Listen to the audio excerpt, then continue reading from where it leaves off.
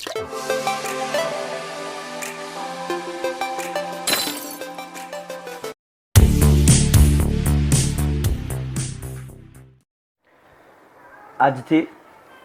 ગણિતના નવા ચેપ્ટરની એક શરૂઆત કરીએ. આપણે ચેપ્ટર 2 બહુપદી કમ્પ્લીટ કર્યું હતું. ઘણા વિદ્યાર્થીઓને ચેપ્ટર પરફેક્ટ સારી રીતે આવડી ગયું છે. ઘણા વિદ્યાર્થીઓને હજી થોડું ઘણું કન્ફ્યુઝન હશે, જેની પ્રેક્ટિસ કરવાથી જ આવડશે. પ્રેક્ટિસ કરતા રહેવાની ઘરે. હવે આપણે તમને કીધું હતું કે આપણે ચેપ્ટર નંબર 15 સંભાવના ચેપ્ટરની શરૂઆત કરીશું, પરંતુ અત્યારે એ ચેપ્ટર ચાલુ કરવાની જગ્યાએ હું ચેપ્ટર 3 ચાલુ કરું છું, દ્વિચલ સુરેખ સમીકરણ યુગ્મ. કારણ એટલું જ કે આ વર્ષે કદાચ સિલેબસમાં ઘટાડો પણ થાય. ટૂંકમાં સિલેબસ જો નાનો થઈ જાય કોઈ કારણથી, તો એ સંભાવના ચેપ્ટર આપણે 9મા ધોરણમાં પણ ભણીને આવ્યા છીએ. તો કદાચ આ વર્ષે એવું બને કે સંભાવના ચેપ્ટર એવા કોઈક ચેપ્ટર કેન્સલ થઈ જાય 10માના સિલેબસમાંથી, તો આપણા ભણેલા બેકાર જાય. તો એને કારણે હું પ્રકરણ નંબર 3 ચેપ્ટર 3, ચેપ્ટરનું નામ છે દ્વિચલ સુરેખ સમીકરણ યુગ્મ. આ ચેપ્ટરની શરૂઆત કરીશ. હવે પહેલાં તો તમને ચેપ્ટરનું નામ સમજાવું. દ્વિચલ. હવે પહેલાં તો ચલ કોને કીધો હતો? તમે આપણે બહુપદી ચેપ્ટર શીખ્યા એમાં આવતું હતું કે બહુપદીમાં આવતી અજ્ઞાત સંજ્ઞાને, અજ્ઞાત સંજ્ઞા એટલે કે એક્સ વાય, જો ઓલી એક્સ ચલની બહુપદી હોય તો આવું કંઈક સમીકરણ આપતા હતા, 2x ઘન વત્તા 5x² માઇનસ, ટૂંકમાં એક્સ ચલની કહેવાય એ બહુપદી. આની અંદર દ્વિચલ, દ્વિ એટલે 2, ટૂંકમાં સમીકરણમાં કેટલા ચલ હશે? 2 ચલ હશે, એક્સ અને વાય. મોટે ભાગે એક્સ અને વાય હશે. કેટલાક દાખલાઓ એવા આવશે કે જેમાં એ અને બી હશે. કમ્પ્લીટ પહેલું તો ચેપ્ટરનું નામ સમજવાનું છે આપણે. દ્વિચલ, દ્વિચલ એટલે કેટલા ચલ હશે? 2, એક્સ વાય અથવા એ અને બી. બીજું સુરેખ. હવે સુરેખ કોને કીધું હતું? સુરેખ સમીકરણ, સુરેખ બહુપદી કોને કીધી? જે બહુપદીની ઘાત 1 હોય, જે બહુપદીની ઘાત 1 હોય તેવી બહુપદીને કેવી કહેવાય? સુરેખ. ટૂંકમાં આ ચેપ્ટરની અંદર ક્યાંય આપણે x², x ઘન એવા પદ નહીં આવે. ખાલી કેવા આવશે? xની 1 ઘાત એટલે x વાળા. 5x - 7y. કેમ? 2 ચલ થઈ ગયા, x અને y. અને બધા જ સુરેખ હશે. સુરેખ એટલે કેટલા હશે? 1 ઘાત વાળા. કમ્પ્લીટ વિદ્યાર્થીઓ, પહેલાં તો ચેપ્ટરનું નામ ખબર આપણે શીખવાની જરૂર હતી. દ્વિચલ સુરેખ સમીકરણ યુગ્મ. હવે યુગ્મ એટલે શું? તો યુગ્મ એટલે બેકી સંખ્યા. યુગ્મ એટલે બેકી સંખ્યા અને અયુગ્મ એટલે એકી સંખ્યા. આપણે શીખેલા છીએ આ વસ્તુ પણ. તો ટૂંકમાં 2 ચલવાળા સુરેખ સમીકરણોનું યુગ્મ. યુગ્મ એટલે 2 સમીકરણ હશે આવા દરેક જગ્યાએ. દ્વિચલ સુરેખ એટલે એ 2 ચલવાળા સુરેખ સમીકરણ. પણ એવા કેટલા સમીકરણો હશે? દરેક જગ્યાએ 2 સમીકરણ હશે. હવે સૌથી પહેલો ટોપિક, દ્વિચલ સુરેખ સમીકરણનું વ્યાપક સ્વરૂપ કયું છે? તો કે દ્વિચલ સુરેખ સમીકરણનું વ્યાપક સ્વરૂપ ax + by + c બરાબર 0 છે. ખાસ યાદ રાખજો, દ્વિચલ સુરેખ સમીકરણનું વ્યાપક સ્વરૂપ કયું છે? ax + by + c બરાબર 0. આ 0 પણ સાથે જ આવે. MCQ ખાલી જગ્યામાં ક્યાંક પૂછાય. બરોબર છે? તમે જોશો તો આ બંનેમાં ચલ કયો છે? x અને y. 2 ચલ આવ્યા. ઘાત કેટલી છે ચલની? 1, તો એ સુરેખ થયું. બરોબર છે? તો દ્વિચલ સુરેખ સમીકરણ થયું. એ દ્વિચલ સુરેખ સમીકરણનું વ્યાપક સ્વરૂપ ax + by + c બરાબર 0 છે. x નો સહગુણક કેટલો થશે? a. y નો સહગુણક કેટલો થશે? b. અને આ c શું થશે? તેમાં અચળ પદ.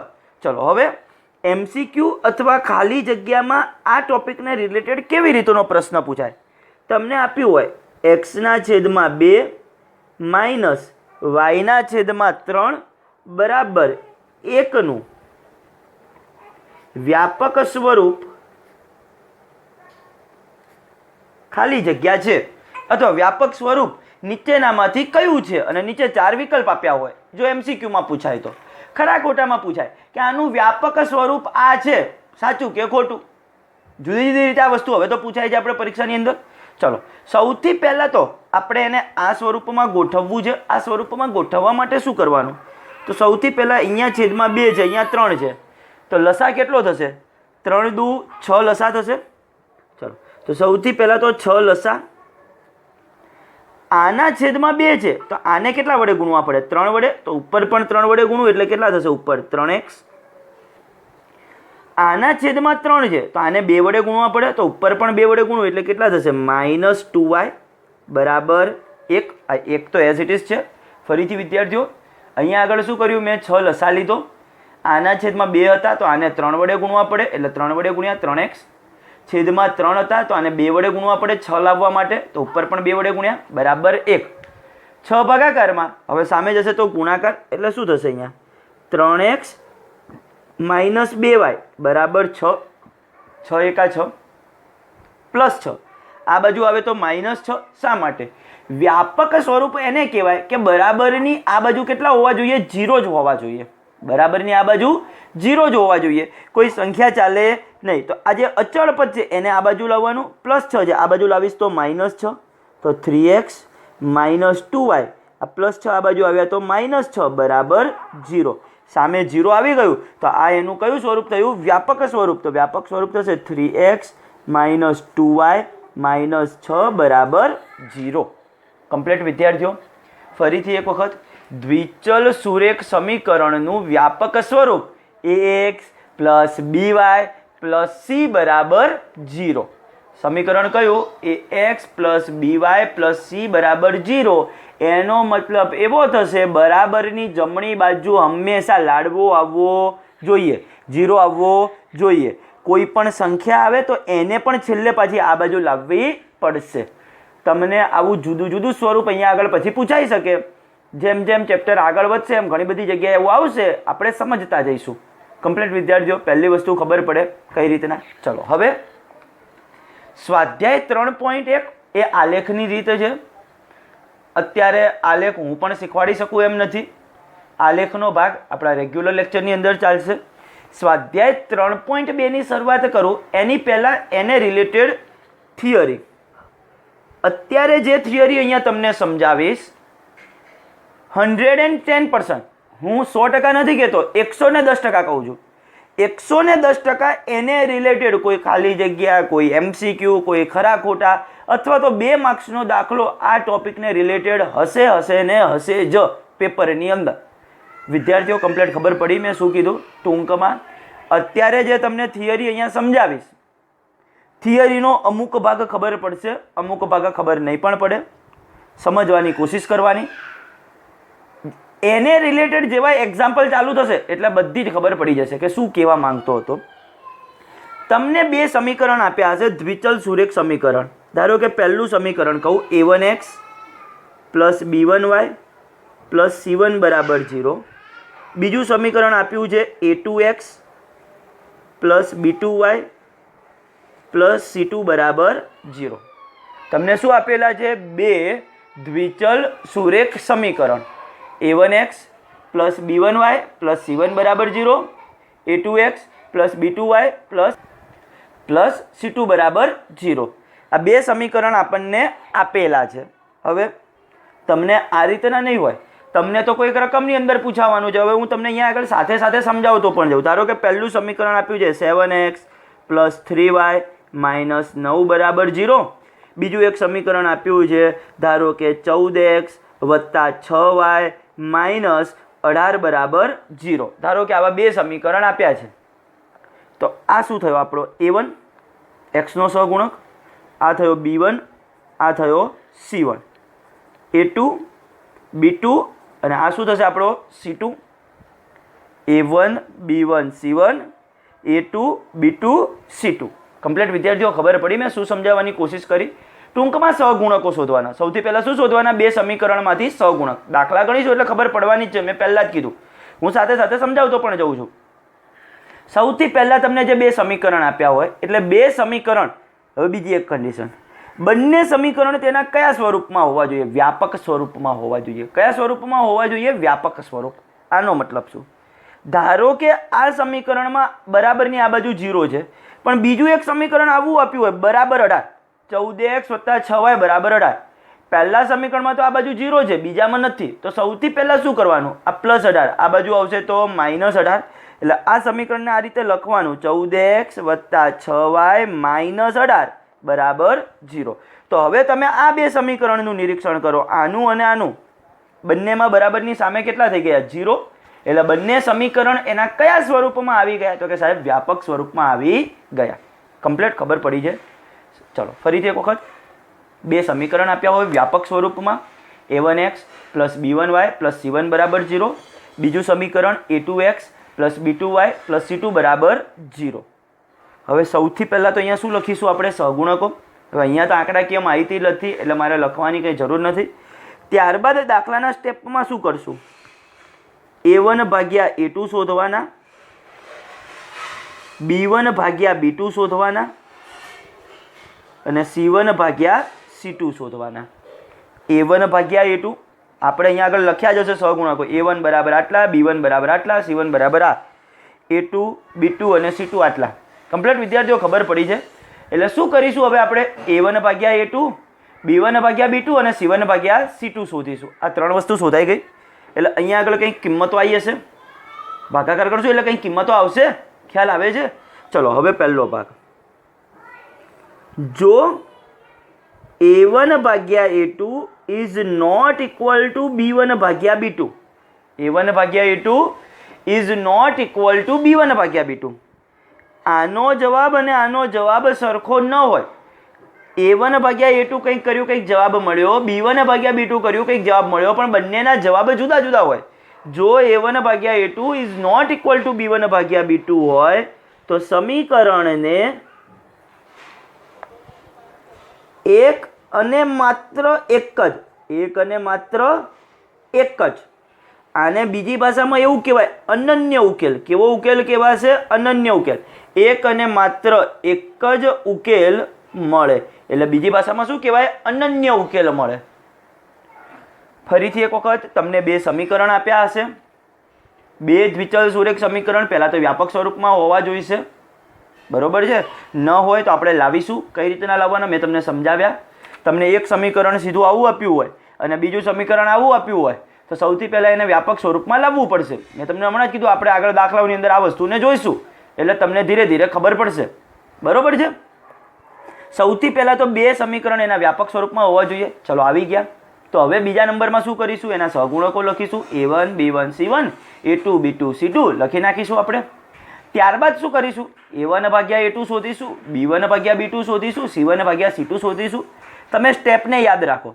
પહેલા નંબરમાં બે સમીકરણ વ્યાપક સ્વરૂપમાં લાવવાના, બીજા નંબરમાં સહગુણકો લખવાના, ત્રીજા નંબરમાં a1 ભાગ્યા a2 શોધવાનું, b1 ભાગ્યા b2 શોધવાનું, c1 ભાગ્યા c2 શોધવાનું. 3 સ્ટેપ થયા. ચોથા નંબરમાં હવે ખાલી નિરીક્ષણ કરવાનું, શું આ બેનો જવાબ સરખો છે કે નથી. જો બંનેનો જવાબ સરખો નથી તો સમીકરણને કેટલા ઉકેલ મળશે? એક અને માત્ર એક જ ઉકેલ મળે. બીજું એને શું કહેવાય? અનન્ય ઉકેલ મળ્યા કહેવાય. કેવા કહેવાય? અનન્ય ઉકેલ મળ્યા કહેવાય. આવી જે બે રેખાઓ હશે, બે રેખા, કારણ કે સુરેખ સમીકરણ હોય તો એનો આલેખ કેવો હોય? રેખા. એ આપણે ચેપ્ટરમાં શીખ્યા છીએ આગળ. સુરેખ સમીકરણનો આલેખ કેવો હોય? રેખા. તો આવી જે રેખાઓ હોય એને કેવી રેખાઓ કહેવાશે? તો કે છેદતી રેખાઓ કહેવાશે. કેવી રેખાઓ કહેવાશે? છેદતી રેખાઓ. અને જે આવા સમીકરણ હશે એને કેવા સમીકરણ કહેવાશે? તો કે સમીકરણ સુસંગત છે. સમીકરણ સુસંગત છે. તમને સ્વાધ્યાય 3.2 એની દાખલાઓની રકમ વાંચશો તો તમને પૂછાશે, આપેલા સમીકરણો સુસંગત છે કે નહીં તે ચકાસો. આપેલ સમીકરણ સુસંગત છે કે નહીં તે ચકાસો. કઈ રીતના દાખલા જોઈશું એટલે વધારે ખબર પડશે. અત્યારે થિયરીને સમજતા જાઓ. પહેલાં તો ફરીથી એક વખત અહીંયા સુધીનું બોલી જાઉં. બે સમીકરણ પહેલાં તો કયા સ્વરૂપમાં હોવા જોઈએ? તો કે વ્યાપક સ્વરૂપમાં હોવા જોઈએ. ન હોય તો આપણે લાવવાના. આ પહેલી કન્ડિશન. બીજા કન્ડિશનમાં શું કરીશું? સહગુણકો લખીશું. અત્યારે જે અહીંયા આગળ મારે લખવાની જરૂર નથી. કેમ?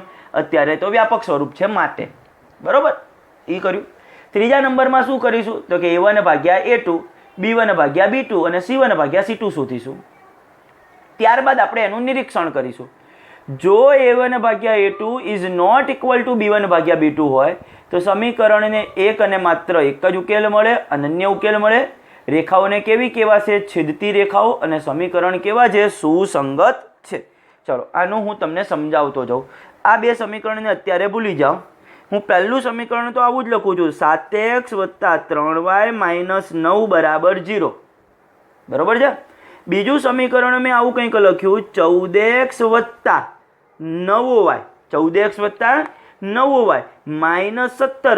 = 0. આવા ધારો કે મને બે સમીકરણ આપ્યા છે. હવે પહેલી વસ્તુ, બંને સમીકરણ વ્યાપક સ્વરૂપમાં તો છે જ ઓલરેડી, તો કંઈ કરવાની જરૂર નથી. તો હવે શું લખીશું? સહગુણકો. પહેલું step, a1 = 7, b1 = 3, c1 = -9. a1 b1 c1 ઋણ નિશાની સહગુણકમાં સાથે આવે. a2 b2 c2. ચલો a2 કેટલા છે? 14, b2 કેટલા છે? 9 અને c2 કેટલા છે? -17. ચલો ખબર પડી. હવે આપણે ત્રીજું સ્ટેપ કરીશું. ત્રીજા સ્ટેપમાં શું શોધતા હતા? a1 / a2 7/14 કેટલા મળશે? 1/2, 7 દુ 14. ચલો હવે શું શોધીશું? b1 / b2 3/9 કેટલા મળશે? 1/3. કમ્પ્લીટ ખ્યાલ આવે છે? 3 તરી 9, 1/3.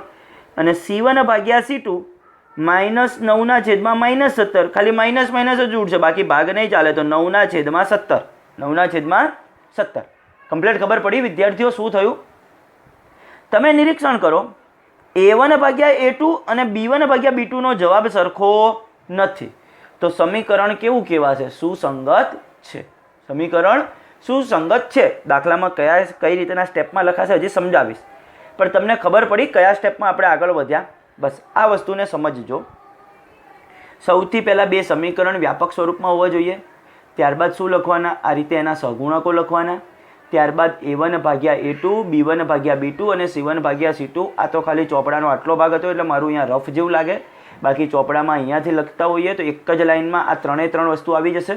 ત્યારબાદ કઈ રીતના લખાશે હું તમને હજી આગળ જતાં સમજાવીશ. કમ્પ્લીટ અહીંયા સુધી. ચલો હવે થિયરીનો બીજો ભાગ. જો a1 / a2 બરાબર b1 / b2 હોય, a1 / a2 નો જવાબ અને b1 / b2 નો જવાબ સરખો હોય, પરંતુ c1 / c2 નો જવાબ જુદો હોય, is not equal to c1 / c2. આનો મતલબ શું? અહીંયા ધારો કે આ સમીકરણમાં 7x + 3y - 9 = 0 લીધું. આ 14x આ 9y ની જગ્યાએ ધારી લો કે મેં 6y લીધું હોત. કેવું લીધું હોત? 6y. આવું એક સમીકરણ હોત. તો અહીંયા b2 તરીકે આ તો બરોબર છે, નીચે અહીંયા a2 14 આવત, b2 તરીકે કેટલા થાત? 6. તો અહીંયા b1 / b2 3/6 થાત. 3/6 એટલે કરો તો અહીંયા જવાબ કેટલો થાત? 1/2. ખ્યાલ આવે છે? મેં શું સમજાવવાની કોશિશ કરી? સમીકરણ અહીંયા 6y થાત, તો અહીંયા મારી b2 ની કિંમત 6 થાત. b1 / b2 કરત તો 3/6 એટલે 1/2 થાત. હવે તમે જુઓ આ બે કેવું છે? સરખું. પરંતુ c1 / c2 કેવું છે? જુદું છે. જોઈ લો, c1 / c2 કેવું છે? જુદું છે. a1 / a2 બરાબર b1 / b2 is not equal to c1 / c2. તો સમીકરણને એક પણ ઉકેલ ન મળે. સમીકરણને એક પણ ઉકેલ નહીં મળે. એક પણ ઉકેલ મળશે નહીં. જો હું તેનો ઉકેલ ગણ કહું, સમીકરણોનો ઉકેલ ગણ આગળ આવશે દાખલાઓમાં, તો કેવો કહેવાશે? ખાલી ગણ. ખાલી ગણ એટલે એની સંજ્ઞા કઈ છે? ફાય. અને શું વંચાશે? ફાય. કઈ રીતના? 0 અથવા o કરીને વચ્ચોવચ્ચથી લીટું મારવાનું. ખાલી ગણ ફાય એની સંજ્ઞા છે આ ખાલી ગણની. કમ્પ્લીટ ખબર પડશે વિદ્યાર્થીઓ? ઉકેલ ગણ પૂછાય તો કેવો થશે? ખાલી ગણ ફાય. આવી રેખાઓને કઈ રેખાઓ કહેવાય? સમાંતર રેખાઓ. કેવી રેખાઓ કહેવાય? સમાંતર રેખાઓ. અને સમીકરણ સુસંગત નથી.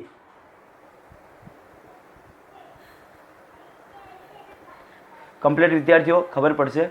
જો a1 / a2 બરાબર b1 / b2 હોય, is not equal to c1 / c2, is not equal to c1 / c2. તો સમીકરણને એક પણ ઉકેલ ન મળે. ઉકેલ ગણ પૂછાય તો કેવો કહેવાશે? ખાલી ગણ. સંજ્ઞા સ્વરૂપે કહીએ તો ફાય. રેખાઓ કેવી કહેવાશે? સમાંતર રેખાઓ. સમીકરણ કેવા છે? સુસંગત નથી. કઈ રીતના હું તમને દર્શાવું. ધારો કે છેદતી રેખાઓ એટલે આવી રેખાઓ મળી હોય આલેખની અંદર. સમાંતર રેખાઓ એટલે આવી રેખા. શું આ રેખાનો એક ઉકેલ મળે? એ કંઈ ન મળે. બે સીધી જઈ જ રાખે ક્યાંક ને ક્યાંક. બરોબર છે? ક્યાંય એનો ઉકેલ મળે નહીં. કમ્પ્લીટ ખબર પડશે. હવે ત્રીજો ભાગ, જો A1 ભાગ્યા A2 બરાબર B1 ભાગ્યા B2 બરાબર C1 ભાગ્યા C2, ત્રણે સરખા મળે. પહેલામાં શું આવ્યું હતું? પહેલી બે વસ્તુ જ સરખી ના મળે. બીજામાં પહેલી બે તો સરખી મળે પણ ત્રીજી જુદી મળે. આની અંદર ત્રણે સરખી મળે. ફરીથી એક વખત, પહેલી બે વસ્તુ જ સરખી ન હોય. A1 ભાગ્યા A2 is not equal two B1 ભાગ્યા B2, પહેલી બે જ સરખી નથી. બીજામાં પહેલા બેને સરખી લઈ લીધી પણ ત્રીજી જુદી મળે. ત્રીજામાં ત્રણ સરખી મળે. તો સમીકરણને કેવા ઉકેલ મળશે? અનંત ઉકેલ મળે. કેવા ઉકેલ મળે? અનંત ઉકેલ મળે. ખ્યાલ આવે છે? એનો જો ઉકેલ ગણ પૂછાય, ઉકેલ ગણ કઈ રીતના લખાશે? છગડિયા કૌંસમાં લખવાનું XY, છગડિયા કૌંસમાં નાનો કૌંસ કરીને XY, ઉકેલ ગણ કહી રહ્યો છું એનો XY, પછી વચ્ચે આમ સ્લેશ, આમ આડો લીટો થોડો. પછી શું થાય? કોઈ પણ એક રેખાનું સમીકરણ, કોઈ પણ બેમાંથી કોઈ પણ એક રેખાનું સમીકરણ અહીંયા લખી નખાય. A1x plus B1y plus C1 બરાબર 0, XY belongs to R. XY belongs to, આ બિલોંગ્સ ટુ એટલે કઈ રીતના કરાય? પાછું આમ કરી આપણે જે ઈ કરતા હોઈએ ને, ઈ નહીં કરવાનો, સી જેવું કરવાનું અને વચ્ચેથી આમ લીટો, આને બિલોંગ્સ ટુ કહેવાય. બિલોંગ્સ ટુ નવું કરતા, ગુજરાતીમાં નવડો કરતા હતા પહેલાં નાના ધોરણોમાં, એને બિલોંગ્સ ટુ કહેવાય. કમ્પ્લીટ ખબર પડશે. ફરીથી એક વખત એનો ઉકેલ ગણ કઈ રીતના લખાશે? XY સ્લેશ અને સ્લેશ વંચાય A1x, આ A1x એટલે કોઈ પણ એક રેખાનું, આ પણ લખી શકાય, નીચેનું પણ લખી શકાય. A1x plus B1y plus C1 બરાબર 0, XY બિલોંગ્સ ટુ R. દાખલાઓ ચાલશે એટલે વધારે ખબર પડશે. રેખાઓને કેવી રેખાઓ કહેવાય? તો કે સંપાતી રેખાઓ. કેવી રેખાઓ કહેવાશે? સંપાતી રેખાઓ. સમીકરણ સુસંગત છે. સમીકરણ સુસંગત છે. દરેક વિદ્યાર્થી કમ્પ્લીટ ખ્યાલ આવશે. અહીંયા સુધીનો ભાગ ફરીથી એક વખત, અહીંયા સુધીનો ભાગ હવે તમને ટોટલી સમજાવી દઉં. દ્વિચલ સુરેખ સમીકરણ યુગ્મ ચેપ્ટર નંબર 3, હાઈએસ્ટ માર્ક્સમાં પૂછાતું ચેપ્ટર 10મા ધોરણમાં. આ ચેપ્ટરમાંથી એક 2 માર્ક્સનો દાખલો, એક 4 માર્ક્સનો દાખલો પૂછાય છે. બરોબર છે? 2 માર્ક્સ અને 4 માર્ક્સ એટલે ટોટલ 6 માર્ક્સ. અને બીજું MCQ અને ખાલી જગ્યાઓ થઈ, એમાં કશું નક્કી નથી હોતું કે ખરા ખોટામાં પૂછાશે, ખાલી જગ્યા, એમ થઈને 2 માર્ક્સ, ટોટલ 8 માર્ક્સનું પૂછાય છે આ ચેપ્ટરમાંથી. શાંતિથી સમજો. સૌથી પહેલાં તો દ્વિચલ સુરેખ સમીકરણનું વ્યાપક સ્વરૂપ કયું? તો AX plus BY plus C બરાબર 0. ટૂંકમાં યાદ રાખવાનું, બરાબરની જમણી બાજુ 0 હોવું જોઈએ તો એનું વ્યાપક સ્વરૂપ કહેવાય. ત્યાં સુધી એને વ્યાપક સ્વરૂપ કહી શકાય નહીં. ચલો, તમને આ રકમ આપી છે, એનું વ્યાપક સમીકરણ, વ્યાપક સ્વરૂપ ખાલી જગ્યા છે. સૌથી પહેલાં 6 શું લીધો? અહીંયા આગળ લસા. આના છેદમાં 2 હતા તો એને 3 વડે ગુણવા પડે, તો ઉપર પણ 3 વડે ગુણ્યા એટલે 3x. આના છેદમાં 3 હતા તો 2 વડે ગુણવા પડે, તો ઉપર પણ 2 વડે ગુણ્યા એટલે -2y. આ બાજુ તો બરાબર 1 એઝ ઇટ ઇઝ, કારણ કે 6 લસા તો આપણે ડાબી બાજુ લીધો છે. 6 ભાગાકાર સામે જાય તો ગુણાકારમાં 1 સાથે 6 ગુણાય એટલે 6 થઈ ગયા. પણ વ્યાપક સ્વરૂપનો મતલબ શું થયો? બરાબરની આ બાજુ 0 કરવાનો, તો બરાબરની આ બાજુ +6, આ બાજુ આવશે તો -6 બરાબર 0. તો આ એનું કયું સ્વરૂપ થઈ ગયું? વ્યાપક સ્વરૂપ. ચલો, પહેલી વસ્તુ ખબર પડશે. હવે સ્વાધ્યાય 3.2, 3.1ની અંદર આલેખ છે બધા. મેં તમને પહેલાં પણ સમજાવ્યું, અત્યારે ચોપડાની અંદર આલેખ સમજાવવા મારા માટે પણ શક્ય નથી. અને બીજું, તમે પણ વ્યવસ્થિત રીતે ન સમજી શકો. આલેખ એ એવો ભાગ છે કે હું તમને સાથે દોરતો જાઉં અને તમે પણ મારી સામે રૂબરૂમાં દોરો.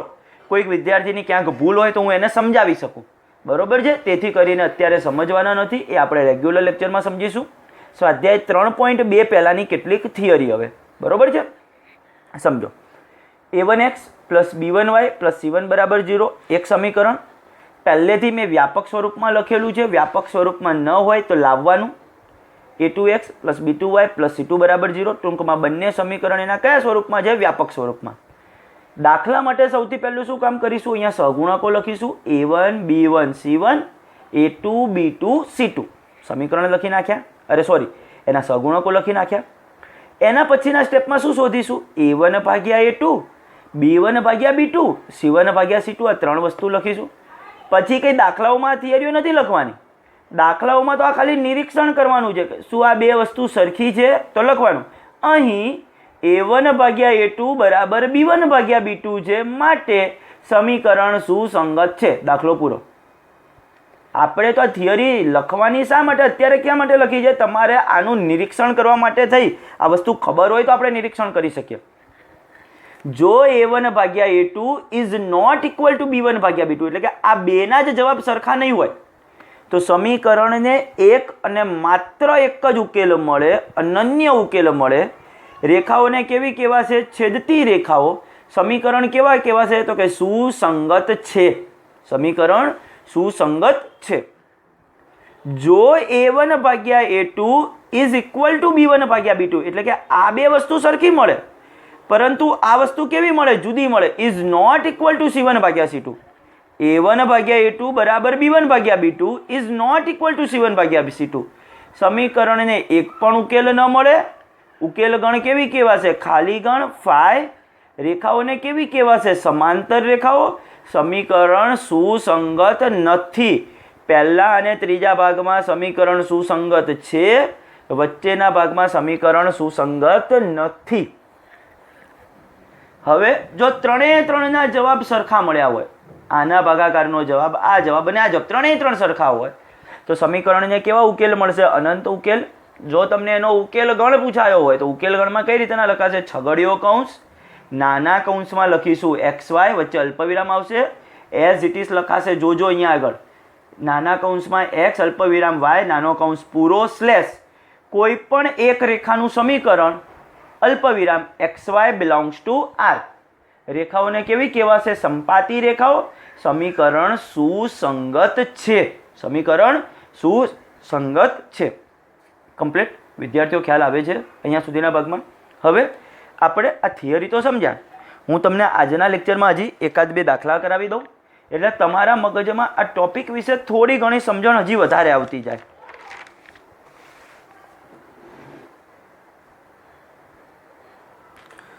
સ્વાધ્યાય 3.2 એના દાખલા નંબર 2 નો પહેલો. હવે તમને એમ સાહેબ 3.2 દાખલા નંબર 1 ક્યાં ગયો હતો? દાખલા નંબર 1 પણ પાછો આલેખનો જ ભાગ છે. તમારે રકમ ચોપડી જેટલાની પાસે હોય ચોપડીમાંથી રકમ વાંચતા જવાની એટલે તમને ખ્યાલ આવી જ જશે કે શા માટે હું નથી કરાવતો એ ભાગ. અને મારા ધ્યાનમાં તો છે જ કે મારે કઈ વસ્તુ રેગ્યુલર લેક્ચરમાં કરાવવાની. ચલો, તમને આ રીતના કંઈક સમીકરણ આપેલા છે. 5x - 4y + 8 બરાબર 0. અને બીજું સમીકરણ કંઈક આ રીતે આપેલું છે. 7x + 6y - 9 બરાબર 0. કમ્પ્લીટ. બીજું દાખલા નંબર 2, દાખલા નંબર 3 અને દાખલા નંબર 4 આ બધાની અંદર તમે જોશો તો તમને પહેલાની અંદર કંઈક એવી રકમ આપી છે કે સમીકરણ સુસંગત છે કે નહીં તે ચકાસો. બીજાની અંદર એવું કીધેલું છે કે આપેલી રેખાઓ સંપાતી રેખાઓ જે છેદતી છે કે નથી તે ચકાસો. બસ આવું બધું જુદું જુદું છે. આપણે દરેકની અંદર બધા જ જવાબ લખી નાખીશું. કઈ રીતના હું સમજાવું. ચાલો, આપણને પહેલાં તો બે સમીકરણ આપેલા છે આ રીતના. પહેલું નિરીક્ષણ એ કરવાનું કે બંને સમીકરણ શું વ્યાપક સ્વરૂપમાં છે કે નથી તે ચકાસવાના છે. તો કે હા છે. કઈ રીતના ખબર પડે? તો કે બરાબરની જમણી બાજુ બંનેમાં 0 છે. બરાબરની જમણી બાજુ બંને સમીકરણમાં 0 છે, માટે આ બંને સમીકરણ કયા સ્વરૂપમાં કહેવાશે? તો કે તેના વ્યાપક સ્વરૂપમાં. તો બીજા નંબરમાં હવે આપણે શું કરવાનું? તો કે સાહેબ સહગુણકો લખવાના. ચલો સહગુણકો લખીએ. A1 બરાબર 5, B1 બરાબર -4 ઋણ નિશાની સાથે આવશે. C1 બરાબર 8, A1 B1 C1. A2 બરાબર 7, B2 બરાબર 6 અને C2 બરાબર -9. C2 બરાબર -9. ચલો સહગુણકો લખી નાખ્યા. આટલું કામ પત્યું. હવે શું કરવાનું?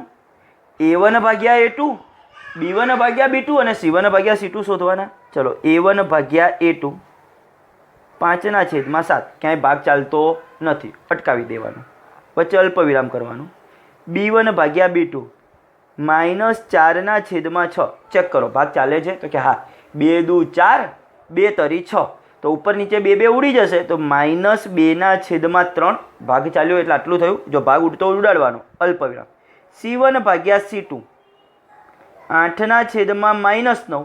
ભાગ નથી ચાલતો પણ ઋણ નિશાની હંમેશા ઉપર લખાય, તો આને શું લખીશું? -8/9. કમ્પ્લીટ વિદ્યાર્થીઓ ખબર પડી જાય કે દાખલા કઈ રીતના ગણાશે. સૌથી પહેલું સ્ટેપ, બંને સમીકરણ સુસંગત છે કે નહીં તે ચકાસીશું. જો બંને સુસંગત છે કે નહીં, બંને સમીકરણ વ્યાપક સ્વરૂપમાં છે કે નહીં તે ચકાસીશું. ચલો, બંને સમીકરણ છે ઓકે, 0 હોવા જોઈએ. બીજા નંબરમાં શું કરીશું તો કે સહગુણકો લખીશું. A1 B1 C1 A2 B2 C2 લખાઈ ગયા. ત્રીજું સ્ટેપ શું કરીશું? A1 ભાગ્યા A2 શોધ્યા, ભાગ ચાલતો હોય તો ઉડાડીને અહીંયા બાજુમાં લખવાના. પછી અલ્પ વિરામ કરી B1 ભાગ્યા B2 શોધીશું, C1 ભાગ્યા C2 શોધીશું. શોધાઈ ગયા. હવે તમારે નિરીક્ષણ જ કરવાનું છે. નિરીક્ષણ કરો. આ પહેલી જ બે વસ્તુના જવાબ કેવા આવ્યા છે? જુદા જુદા. એટલે પહેલી જ શરત આવી, A1 ભાગ્યા A2 is not equal two B1 ભાગ્યા B2 લખવાનું. અહીં A1 ભાગ્યા A2 is not equal two B1 ભાગ્યા B2 છે. માટે સમીકરણને એક અને માત્ર એક જ ઉકેલ મળે. કમ્પ્લીટ ખબર પડશે. કેવી રેખાઓ મળશે? છેદતી રેખાઓ મળે. સમીકરણ કેવા છે? સુસંગત છે. હવે તમને પ્રશ્ન એવો છે, આપેલ સમીકરણ, તમને આ બે સમીકરણ લખીને આપ્યા હોય અને પછી ગુજરાતીમાં લખ્યું, આપેલ સમીકરણ સુસંગત છે કે નહીં તે ચકાસો. 2 માર્ક્સનો પ્રશ્ન થયો, 2 માર્ક્સનો દાખલો. આપેલ સમીકરણ સુસંગત છે કે નહીં તે ચકાસો. અહીંયા સુધી કર્યું. અહીં A1 ભાગ્યા A2 is not equal two B1 ભાગ્યા B2 આપણે જોયું. માટે લખવાનું, માટે આપેલ સમીકરણ સુસંગત છે. તમને પૂછાયું, આપેલ રેખાઓ છેદતી રેખાઓ, સમાંતર રેખાઓ કે સંપાતી રેખાઓ છે તે નક્કી કરો કે કયા પ્રકારની રેખા છે. તો અહીંયા આગળ આ મળે છે, માટે આપેલ રેખાઓ છેદતી રેખાઓ છે. જે પ્રશ્ન પૂછાયો હોય એને આધારે 3માંથી જવાબ લખવાનો છે. હું તમને 3 ભેગા જવાબ લખાવું છું. ટૂંકમાં આપણે 3 વસ્તુ એક સાથે સમજી રહ્યા છે. કમ્પ્લીટ ખબર પડી છે વિદ્યાર્થીઓ અહીંયા સુધી? ચલો, બીજો દાખલો. રકમ કંઈક આ પ્રકારે છે, 9x વત્તા 3y વત્તા 12 = 0. બીજું સમીકરણ કંઈક આ પ્રકારે આપ્યું છે, 18x વત્તા 6y વત્તા 24 = 0. રકમ જોજો એટલે વધારે ખ્યાલ આવશે. આ પ્રકારની રકમ છે. ચલો, પહેલું આપણે કામ કયું કરવાનું તો કે સમીકરણ એના વ્યાપક સ્વરૂપમાં છે કે નહીં તે ચકાસવાના. વ્યાપક સ્વરૂપ એટલે શું તો કે બરાબરની જમણી બાજુ 0 લાડવો હોવો જોઈએ. છે બંને સમીકરણમાં તો કે હા છે સાહેબ. તો હવે બીજું સ્ટેપ ડાયરેક્ટ. બીજા સ્ટેપમાં શું કરવાનું હોય છે? ડાયરેક્ટ જ સહગુણકો લખવાના. ચલો, સહગુણકો લખીએ. A1 = 9, B1 = 3, C1 = 12. પહેલી લાઈનમાં A1 B1 C1, બીજી લાઈનમાં A2 B2 C2 આ રીતે પણ લખી નખાય પહેલાં. ચલો, A2 ની કિંમત 18, B2 ની કિંમત 6, C2 ની કિંમત 24. હવે એના પછીનું સ્ટેપ શું કરવાનું? A1 ભાગ્યા A2. ચલો, કેટલા છે? 9 ભાગ્યા 18. 2 વડે ભાગ ચાલશે, 9 દુ 18 એટલે કેટલા થશે? 1/2. હવે શું શોધીશું? B1 ભાગ્યા B2. 3/6 ભાગ ચલાવશો એટલે 1/2. C1 ભાગ્યા C2 શોધીશું. 12/24 આમાં પણ ભાગ ચાલશે એટલે 1/2. નિરીક્ષણ કરો. ત્રણેયનો જવાબ કેવો મળ્યો છે? અહીંયા તો સરખો, બધાનો જવાબ 1/2 1/2. તો અહીં લખવાનું, અહીં A1 ભાગ્યા A2 બરાબર B1 ભાગ્યા B2 બરાબર C1 ભાગ્યા C2 છે. માટે સમીકરણને કેટલા ઉકેલો મળશે? અનંત ઉકેલ મળે. સમીકરણને અનંત ઉકેલ મળે. કમ્પ્લીટ વિદ્યાર્થીઓ ખબર પડી છે? જો તમને એવું છે આપેલ સમીકરણનો ઉકેલ ગણ લખો તો ઉકેલ ગણ જો કહું, ઉકેલ ગણ કઈ રીતના લખાશે? છગડીયો કૌંસ સૌથી પહેલાં તો અહીંયા લખી નાખવાનું XY આ રીતે, ત્યારબાદ સ્લેશ આ બેમાંથી કોઈ પણ એક સમીકરણ અહીંયા લખી શકાય. 9x વત્તા 3y વત્તા 12 બરાબર 0. છેલ્લે પાછું શું લખવાનું? XY belongs to R. ખબર પડી જશે વિદ્યાર્થીઓ? આ થયો કહેવાય તેનો ઉકેલ ગણ. રેખાઓને કેવી રેખાઓ કહેવાય? આગળની થિયરી ખાસ ગોખવાની છે. કેવી કહેવાશે એ રેખાઓ? સંપાતી રેખાઓ. માટે સમીકરણ કેવું કહેવાશે? તો કે સમીકરણ સુસંગત છે. સમીકરણ સુસંગત છે. કમ્પ્લીટ વિદ્યાર્થીઓ, અહીંયા સુધી 2 દાખલાની અંદર ખબર પડી છે. આશા રાખું કે બધા જ વિદ્યાર્થીઓને ખબર પડી રહી છે. અહીંયા સુધીના ભાગમાં ન ખ્યાલ આવે તો હજી પણ તમે મને પૂછી શકો છો કે સાહેબ કઈ રીતના આ ભાગ આવ્યો, કઈ રીતના આ ચાલી રહ્યો છે. હજી હું તમને હજી ત્રીજો દાખલો પણ કરાવી દઉં આને રિલેટેડનો. ચલો, નંબર 3. તમને સમીકરણ આપ્યા છે આ રીતે: 6x - 3y વત્તા 10 બરાબર 0. અને બીજું સમીકરણ કંઈક આ રીતે આપ્યું છે: 2x - y પ્લસ 9 બરાબર 0. આ રીતનું કંઈક એક સમીકરણ છે. તમે જોઈ શકો છો અહીંયા સુધીનો ભાગ. બરાબર છે? હવે તમે જુઓ, સૌથી પહેલાં તો શું નક્કી કરવાનું? વ્યાપક સ્વરૂપમાં છે તો કે આ છે.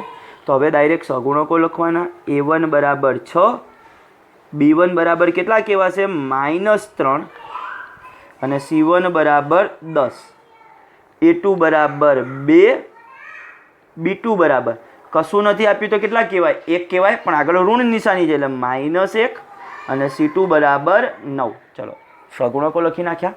હવે શું કરીશું? ભાગાકાર કરીશું. a1 ભાગ્યા a2, 6 ભાગ્યા 2, 2 તરી 6 પણ ઉપર 3 આવશે, ભાગ ઉપર ચાલે છે, 2 તરી 6.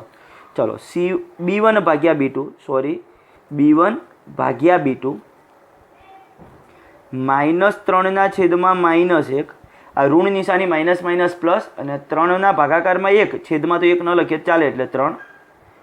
c1 ભાગ્યા c2, 10 છેદમાં 9, પણ આમાં તો કોઈ ભાગ ચાલતો નથી. 10 અને 9નો કોઈ ભાગ ચાલે નહીં. નિરીક્ષણ કરો, આ બે વસ્તુ કેવી આવી છે? સરખી. પણ ત્રીજું કેવું છે? જુદું છે. તો આમાં કઈ શરત આવશે? વચ્ચેની શરત. a1 ભાગ્યા a2 બરાબર b1 ભાગ્યા b2. પહેલાં બે સરખા છે, પણ ત્રીજું કેવું છે? જુદું છે. અહીં a1 ભાગ્યા a2 is equal to b1 ભાગ્યા b2 is not equal to c1 ભાગ્યા c2. જે કેવું છે? જુદું છે. માટે સમીકરણને એક પણ ઉકેલ ન મળે. એક પણ ઉકેલ નહીં મળે.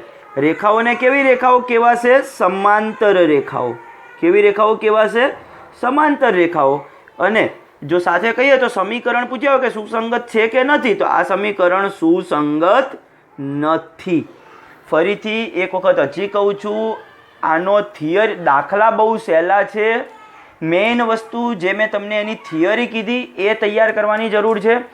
જો a1 ભાગ્યા a2 is not equal two b1 ભાગ્યા b2, જો પહેલા બેનો જ જવાબ જુદો આવે તો સમીકરણને એક અને માત્ર એક જ ઉકેલ મળે, અનન્ય ઉકેલ મળે. છેદતી રેખાઓ કહેવાય. સમીકરણ સુસંગત છે. ટૂંકમાં આટલું તૈયાર કરવાનું આના માટેનું. જો પહેલી બે વસ્તુ સરખી આવે પણ ત્રીજું જુદું આવે તો સમીકરણને એક પણ ઉકેલ ન મળે. ખાલી ગણ સંકેતમાં ફાઈ કહેવાય. એને કેવી રેખાઓ કહેવાશે? સમાંતર રેખાઓ. સમીકરણ સુસંગત નથી. 3નો જવાબ સરખો આવે તો એ વખતે સમીકરણને અનંત ઉકેલ મળે. રેખાઓ સંપાતી રેખાઓ કહેવાશે. સમીકરણ સુસંગત છે. કમ્પ્લીટ વિદ્યાર્થીઓ? ફાઇનલ. હવે આપણે નેક્સ્ટ અઠવાડિયાથી અંગ્રેજી પણ ચાલુ કરીશું. મોટાભાગના વિદ્યાર્થીઓ પાસે ઇંગ્લિશની બુક હશે. ન હોય આજુબાજુ, જો તમારી આજુબાજુમાંથી કોઈ 10મા ધોરણમાં ભણી ગયા હોય, તમારા કોઈ સગાવાલા અથવા તો તમારી આજુબાજુના કોઈ તમારા ફ્રેન્ડ સર્કલ, તો તેમની પાસેથી એક ઇંગ્લિશની બુક લાવી રાખજો. ઇંગ્લિશની બુકની જરૂર પડશે. ગ્રામર અત્યારે સમજાવી ન શકાય, આપણે રૂબરૂની અંદર સમજવું પડે. અત્યારે ટેક્સ્ટ બુકના યુનિટ ચાલશે. દરેક વિદ્યાર્થીઓએ ઇંગ્લિશની બુક, ટેક્સ્ટ બુક લાવી રાખવી.